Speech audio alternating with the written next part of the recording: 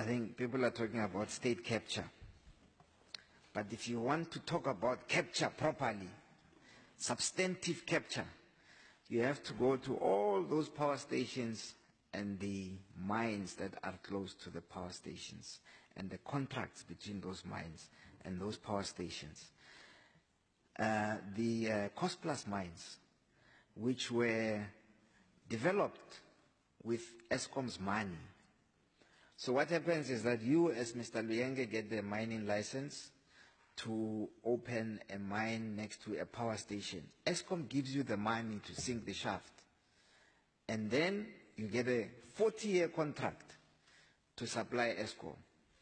And the price is agreed to. In the case of Exaro, it was 1,132.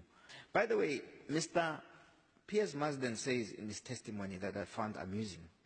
He says he could not believe that anybody could talk like that to Glencore in the way that I had spoken to Glencore. So something somewhere we must have touched the raw nerve and shaken a long existing relationship that has to do with this.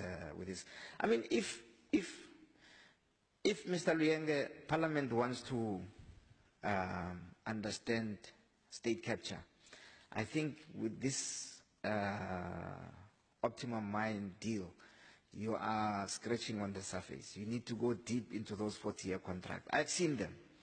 They've specified even where black people must stay and white people must stay in the mine with Eskom's money. And nobody wants a truth commission about that. Nobody wants to talk about that. Those contracts continue as they were drafted 40 years ago. And in fact, in the case of Glencore, they have the audacity to say they want to change the price from 150 to 530 at an additional cost of 1.96 billion rand per annum. 6 billion rand over 3 years. That Eskom didn't have. And then Mr. Marsden says he couldn't believe that anybody could talk to Glencore like that. I think, personally, I think that was my problem.